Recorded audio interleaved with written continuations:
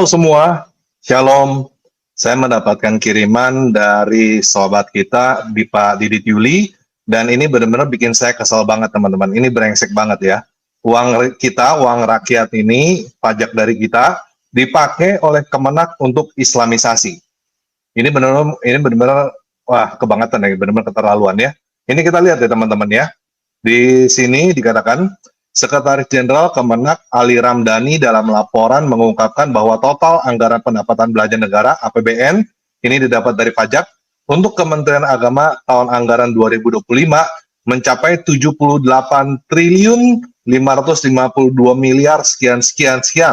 Anggaran tersebut diperoleh berdasarkan kesimpulan rapat kerja antara Komisi 8 DPR RI dengan Kementerian Agama pada 5 Desember 2024. DIPA Kemenak 2025 dibagi berdasarkan unit eselon 1 sebagai berikut. Ini uang 78 triliun ini dipakai untuk apa gitu ya. Sekretariat Jenderal 35,69 triliun. Inspektorat Jenderal 173 miliar. Dirjen Bimas Islam 2,352 miliar. Dirjen Pendidikan Islam 35,867 triliun. Separohnya ini buat ini ya, pendidikan Islam. Bimas Kristen cuma 1 triliun. Bimas Katolik cuma 400 miliar. Bimas Hindu 600 miliar. Bimas Buddha 300 miliar. Dirjen Penyelenggaraan Haji dan Umroh 1,4 triliun. BMPPSDM 650 miliar. Wow. Ini, wah, kita lihat lagi ya. Alokasi dana khusus untuk Ditjen Pendidikan Islam Kemenak RI tahun 2025 sebesar 35,867 triliun. Akan digunakan untuk berbagai program peningkatan kualitas pendidikan Islam di Indonesia. Cuman Islam, ini ya, yang lain nggak dapat, cuman Islam. Beberapa fokus penggunaan dana ini termasuk peningkatan sarana dan prasarana pendidikan keagamaan, fasilitas ibadah di daerah 3T. Ini maksudnya mau islamisasi nih teman-temannya di daerah 3T, terjauh, terpinggirkan, terapalah begitu ya, 3T. Jadi ini untuk islamisasi dengan bangun sekolah di sana, sekolah keagamaan. Program gizi untuk peserta didik, ini dikasih sembako, Indomie dan lain-lain ya. Jadi bukan Open yang lakukan ini pemerintah Islam yang lakukan ini ya. Serta bantuan pendidikan seperti program Indonesia Pintar (PIP) dan Kartu Indonesia Pintar (KIP). Rincian penggunaan dana tersebut yang disepakati antara Komisi 8 DPR RI dan Kemenak mencakup 1. Pendidikan sarana dan prasarana pendidikan keagamaan. Dana ini akan dialokasikan untuk memperbaiki membangun fasilitas pendidikan Islam seperti madrasah, pesantren, dan lembaga pendidikan keagamaan lain. 2. Fasilitas ibadah daerah 3T. Peningkatan fasilitas ibadah di daerah tertinggal, terdepan, dan terluar 3T. Bangun masjid, teman-teman ya. Kita bangun masjid, urus izinnya susah. Mereka dikasih duit, gitu ya. Juga menjadi prioritas. Jadi prioritas lagi untuk mendukung kegiatan keagamaan dan sosial masyarakat di daerah tersebut. Daerah 3T ini daerah yang belum Islam, belum Muslim ya. 3. Program gizi untuk peserta didik. Dana ini juga digunakan untuk program gizi bagi siswa di lembaga pendidikan keagamaan. Memastikan terpenuhinya kebutuhan gizi mereka untuk mendukung proses belajar. Ngomongnya begini, kenyataannya bagi-bagi sembako dan lain-lain kalau mau masuk Islam. Ya. 4. Bantuan pendidikan. Alokasi dana akan digunakan untuk mendukung program bantuan pendidikan seperti PIP dan KIP yang bertujuan untuk membantu siswa dari keluarga kurang mampu agar tetap bisa mengakses pendidikan. 5. Sinkronisasi program dengan misi pemerintah. Islamisasi. Penggunaan dana ini juga diselaraskan dengan misi pemerintah tahun 2025, termasuk kebijakan dana abadi pesantren. Wow, gila, dana abadi pesantren ya. Duitnya cuma buat disimpan sama pesantren doang gitu ya. Harus ada tuh dana abadi buat pesantren. 6. Inventarisasi dan revitalisasi aset KUA, Kantor Urusan Agama. Dana juga akan dialokasikan untuk inventarisasi dan revitalisasi aset Kantor Urusan Agama KUA dalam mendukung program moderasi beragama. Bullshit ya, omong kosong. 7. Peningkatan sosialisasi jaminan produk halal. Ini lagi ya, untuk Islam lagi. Peningkatan sosialisasi mengenai jaminan produk halal bagi pelaku UMKM juga menjadi fokus penggunaan dana, diislamisasi lagi, dihalalkan lagi ya. Yang babi segala macam itu digerebek ya, duitnya untuk menggerebek kemungkinan dari sini. 8. Peningkatan kesejahteraan tenaga didik. Upaya peningkatan kesejahteraan bagi penyuluh, guru agama, dan guru agama juga bagian dari penggunaan dana ini ya. Untuk ustadz-ustadz yang cabulin anak-anak dapat juga duit dari sini ya. Ini duitnya untuk ini semua. Nah, ini saya pertanyakan ke Pak Didit Juli, ini benar atau enggak ya? Ini soalnya cuma dari WhatsAppan begitu. Dan saya dikasih ya yang dari websitenya langsung. Memang nggak serinci tadi. Ini dari Kementerian Agama Republik Indonesia. Serahkan DIPA 25/2005 ke Eselon 1. Menak bilang harus efisien dan tepat sasaran. Tepat sasaran ya untuk islamisasi. Menteri Agama Nasaruddin Umar menyerahkan daftar isian pelaksanaan anggaran DIPA tahun anggaran 2025 kepada seluruh pejabat Eselon 1 Kementerian Agama di Auditorium HM Rasjidi Jakarta. Turut mendampingi Wakil Menteri Agama Romo Muhammad Syafi'i. Menteri Agama menyampaikan pengarahan Presiden Prabowo Subianto terkait pemanfaatan DIPA secara efisien dan efektif. Presiden menekankan pentingnya penghematan termasuk pengurangan perjalanan dinas hingga 50%, serta lebih memanfaatkan teknologi untuk rapat virtual. Tadi sore beliau kembali mengingatkan bahwa kita semua diminta untuk mengencangkan ikat pinggang, terutama dalam perjalanan dinas yang harus dikurangi 50%. Ya, ini tentang itu ya. Kita langsung sini aja. Pada kesempatan yang sama dilakukan penandatanganan perjanjian kerja oleh pejabat Eselon 1 Kemenak, yaitu Sekjen Ali Ramdhani, Irjen Faisal Ali Samsi, Dirjen Bimas Islam Kamarudin Amin, Dirjen Bimas Kristen Jane Mari Tulung, Dirjen Bimas Katolik Suparman, Dirjen Bimas Hindu Nengah Dwija, Dirjen Bimas Buddha Supriyadi, Dirjen Pendidikan Islam Abu Rohman, Dirjen HU Hilman Latif, dan Kepala BMBP SDM Amin Suyitno. Sekretaris Jenderal Kemenak Ali Ramdhani dalam laporan menjelaskan APBN Kementerian Agama tahun anggaran 2025 sebesar 78,552 T. Benar yang tadi ya. Nilai APBN ini diperoleh kesimpulan rapat kerja Komisi 8 DPR RI dengan Kementerian Agama pada 5 Desember 2024. Jelas sekian. Adapun DIPA Kementerian Agama 2025 berdasarkan unit Eselon 1 sebagai berikut. Yang tadi ini. Sekretariat Jenderal 35,69 triliun. Inspektorat Jenderal 173,614 miliar. Dirjen Bimas Islam, jadi lain ya, Dirjen Bimas Islam sama pendidikan Islam beda nih ya.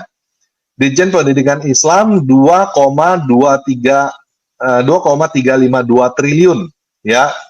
Dirjen Pendidikan Islam 35,867 triliun ya. Ini ada Bimas Islam, ada lagi pendidikan Islam lain ya. Ini ada lagi penyelenggaraan haji dan umroh lagi 1,4 triliun ya. Ini ada lagi, ini nggak tahu nih apa ini belakang. Kristen, pendidikan Islam 35,8 triliun, Bimas Kristen 1,08 triliun, Katolik 456 miliar, Bimas Hindu 607 miliar, Buddha 326 miliar, haji umroh 1,4 triliun ya. Jadi pembagiannya begini, duitnya mau dibagi-bagi nih, uang rakyat dibagi-bagi untuk beginian ya. Nah ini saya udah hitung ya. Jadi untuk Kristen berapa? Berapa persen? 1 miliar sekian-sekian dibagi 78,552 tadi. Hasilnya 1,2% ya. 1,2% untuk Bimas Kristen.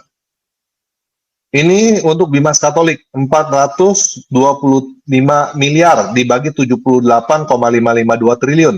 Hasilnya cuma 0,5% dari dana yang ada. 0,5% itu cuma buat segitu buat Katolik ya, 0,5%. Kristen cuma 1,2.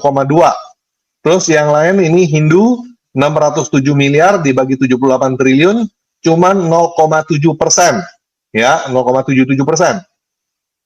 Ini Buddha 326 miliar dibagi 78,552, hasilnya 0,41%. Jadi ini semua 0, ya, cuman Kristen nih masih 1,2 ya, yang lainnya 0,0.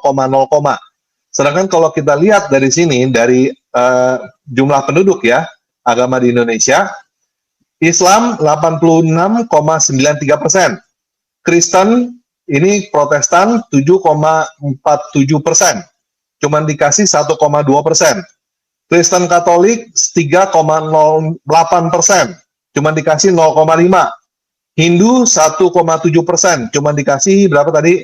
0,7%. Yang Buddha ini ada 0,74%, jumlah penduduknya dikasihnya cuma 0,4% ya. Jadi semua dikurangin, dikasih ke Islam semua gitu. Ini, waduh, mengerikan sekali ya. Ini buat Dirjen Pendidikan Islam ini untuk Islamisasi ini teman-teman ya. Sekarang kalau saya sampaikan hitungan jumlah wilayah kepulauan, adakah orang berpikir sampai situ? 9 provinsi utama di Indonesia adalah mayoritas umat Kristiani. Memang mayoritas umat Muslim di Indonesia sebesar 85%, sisanya minoritas.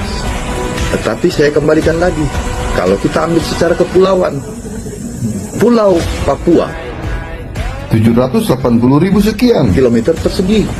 Pulau Sulawesi Utara 13.800 sekian kilometer persegi. Pulau NTT 47.000 kilometer persegi. Pulau Flores 15.300 persegi. Pulau Sumba 11.000 kilometer persegi. Itu baru berapa pulau saja yang saya hitung. Nah, bayangkan jika itu ditambahkan semua, berapa keseluruhan keluasan yang diduduki oleh kaum minoritas? 874.355.000. Anda tahu berapa jumlah seluruh wilayah kepulauan seluruh Indonesia?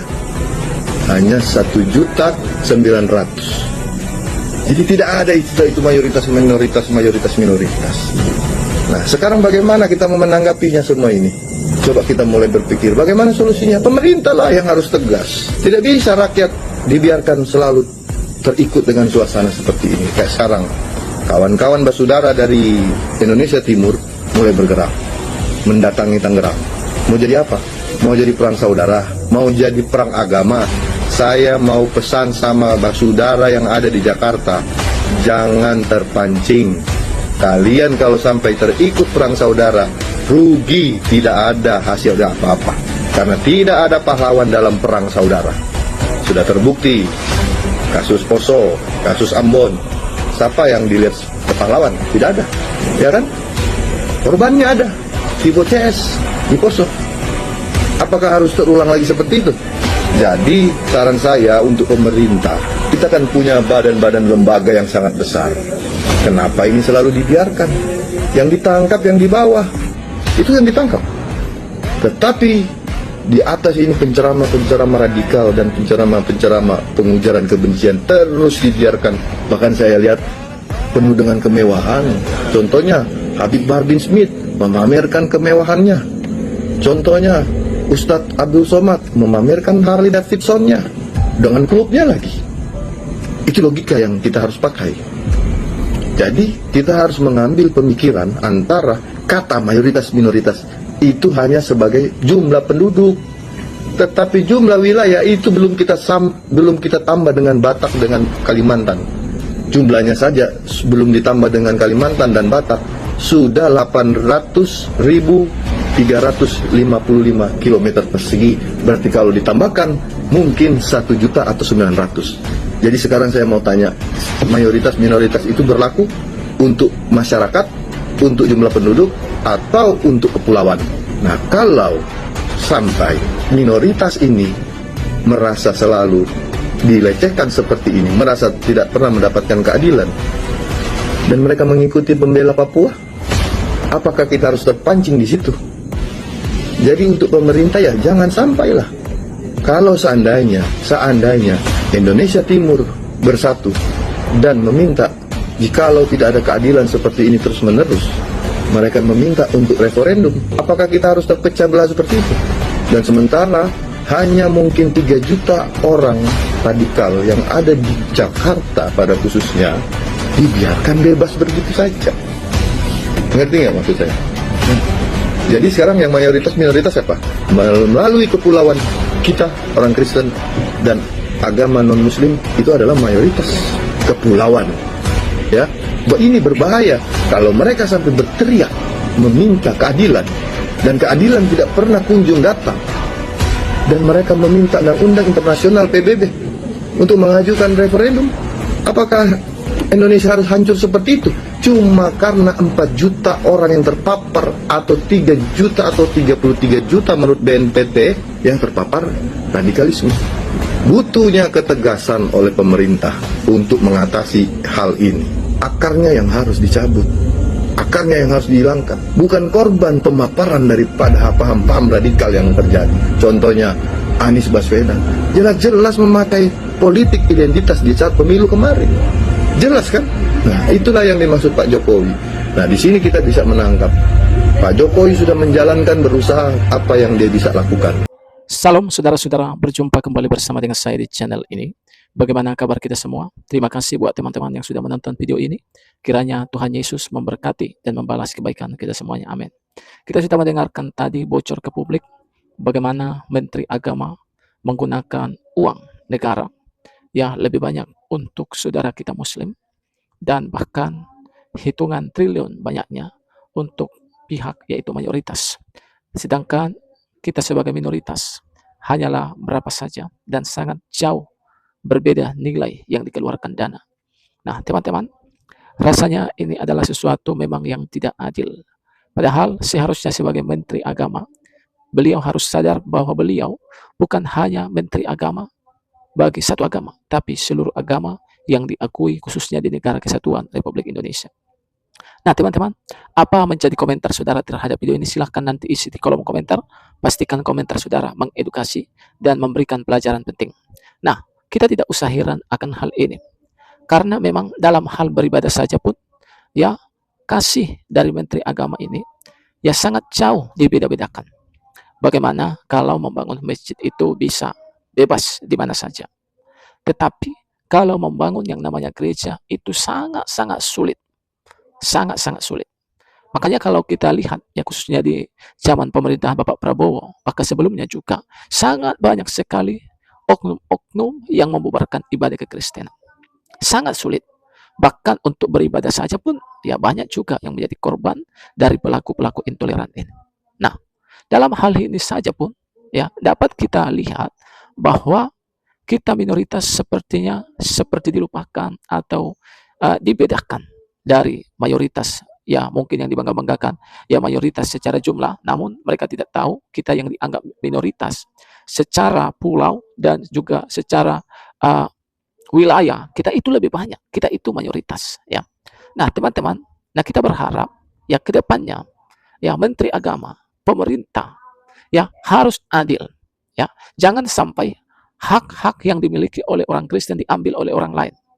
Jangan sampai hak-hak yang dimiliki oleh khususnya kita minoritas yang dianggap minoritas ya, jangan sampai itu dilupakan, tapi biarlah disamaratakan. Karena bagaimanapun juga ya kita yang membayar pajak ya bukan hanya mayoritas, tapi juga kita yang dianggap minoritas. Bahkan ya bisa dikatakan mungkin kita jauh lebih banyak pajak yang kita bayar daripada mereka. Jadi dalam hal ini pemerintah harus tegas dan pemerintah harus adil dalam berbuat sesuatu. Nah, teman-teman, kiranya video ini memberikan bagi kita informasi penting. Salam, sampai jumpa di video selanjutnya.